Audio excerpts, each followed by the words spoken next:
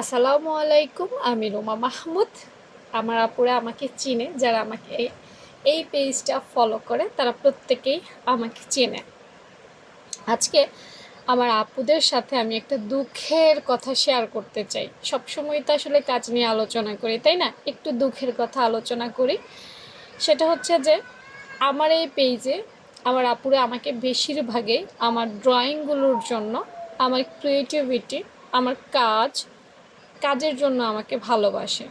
আমার চেহারা দেখে ভালোবাসে না, কারণ আমি চেহারা দেখাতে অনলাইনে আসিনি। অর্থাৎ আমার কাজ আপুরা পছন্দ করে বলেই হয়তো আমাকে প্রায় 2 লক্ষর মতো আপু দেখে। তো একটা জিনিস দেখাবো, সেটা হচ্ছে যে এই যে নাসির টেইলার্স অ্যান্ড ফ্যাশন, একটু দেখবেন আপুরা। তো রিসেন্টলি আমি যেটা লক্ষ্য করলাম, ইভেন আমার অনেক স্টুডেন্ট আছে, শুভাকাঙ্ক্ষী আছে, যারা আমাকে খুব লিঙ্ক পাঠাচ্ছে যে আপু দেখেন একটু অবস্থা। এই যে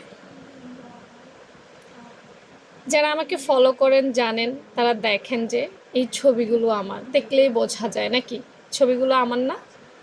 হ্যাঁ, এই যে আমার ছবি। এখন বলবেন হ্যাঁ আপু আপনার ছবি, কারণ এটা দেখলেই বোঝা যায়। আমি লাইভে আমার ছবিগুলো আঁকি, সব কিছুই আপুরা দেখে। এখন এই যে ভদ্রলোক বলবো আমি প্রথমে ওনাকে, উনি আমার ছবি ব্যবহার করেছে, তাতে আমার কোনো অসুবিধা নেই। আমার বিন্দু মাত্র অসুবিধা নাই। আমার ছবিগুলো ভালো লেগেছে বলেই উনি ব্যবহার করেছে। কিন্তু আমার প্রবলেমটা কোথায় জানেন?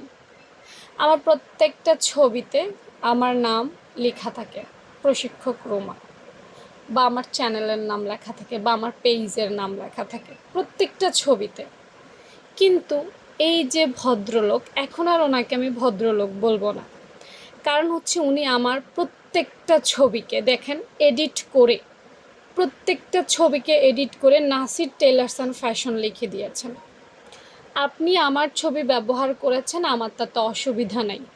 ছবিগুলোকে আপনি এগুলো এঁকেছেন।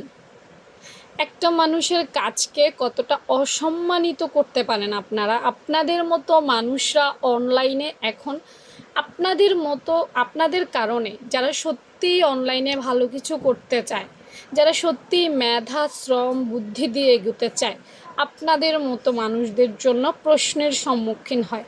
কারণ আপনারা অনলাইনে এসেছেন শুধুমাত্র চুরি বাটপারি করার জন্য, আপনার মেধা যোগ্যতা খাটানোর জন্য না। আমি নিজে বিশ্বাস করি যে প্রত্যেকটা মানুষের মেধা আছে, যোগ্যতা আছে। আপনি ব্যবহার করেন আমার ছবি, আমার তো কোনো অসুবিধা নেই। কিন্তু আমার এগুলোর নাম মুছে ফেলার অধিকার আপনাকে দিয়েছে কে? হ্যাঁ, উনি অনেক, আরও আমি যদি নিচে যাই আরও অনেক আছে এখানে না। আমি যদি ওনার রিলে যাই তাহলে দেখবো যে আরও অনেক ছবি আছে। এখন আমার অত খোঁজার টাইম নেই। হ্যাঁ, আমার ছবির নামগুলো আপনি মুছে ফেলেছেন কেন? আপনাকে এই মোছার অধিকার দিয়েছে কে, বা অনুমতি দিয়েছে কে? কে দিয়েছে আপনাকে আমার এগুলো মুছে ফেলার? আমি আরও কিছু এনে আপনাদেরকে দেখাবো। এই যে দেখো আপুরা, ওনার রিলসে গেলে দেখবা উনি এই যে আমার ছবিগুলো, এগুলো সব আমার ছবি, ঠিক আছে? দেখো এরকম উনি, তো খুঁজলে আরও পাবো। এরকম উনি ছবিগুলো ব্যবহার করে, কিন্তু আমার নামগুলো উনি মুছে দেয় কেন? এইসব মানুষের সম্পর্কে অবশ্যই আইনানুগ ব্যবস্থা নেওয়া উচিত। হ্যাঁ, আমি আমার এই ছবিগুলো ব্যবহার করার জন্য নয়, বাট আমার ছবিগুলো কেন এডিট করে এইভাবে আমার নাম পরিচয় মুছে দিয়ে ব্যবহার করে, এই জন্য আমি অবশ্যই ব্যবস্থা নিব। আমি ধিক্কার জানাই। আসলে মূর্খ বলে গালি দিত আমার বিবেকে বাধে।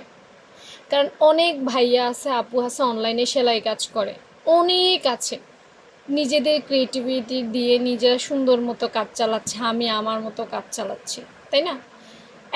একটা মানুষ, মনে করেন আপনি সারা বছর পরীক্ষা দিলেন, কষ্ট করলেন, রাত জাগলেন, তারপর আপনি পাশ করার পর একটা সার্টিফিকেট পেলেন। আরেকজন যদি সেই সার্টিফিকেটটা দিয়ে চাকরি পায়, বা সে নিজের বলে চালায়, আপনার কষ্টটা কেমন হবে? এই অনলাইনে এই জিনিসগুলো দেখতাম অন্য সেক্টরে হচ্ছে, বাট ইদানিং আমার সাথে এত বেশি হচ্ছে, যে বা যাহারা এইগুলো করছেন, আপনাদেরকে একটা কথা বলি, এভাবে চোর না হয়ে নিজেদের দক্ষতা প্রকাশ করুন। অন্যের ছবি চুরি করে অন্যের ছবি মুছতে এডিটে যেই সময় দিবেন, তার চাইতে নিজে একটা ড্রয়িং করে দেন, তার চাইতে ভালো চলবে। হয়তো প্রথমে খারাপ হবে, তবে ইনশাল্লাহ পরে ভালো করবেন।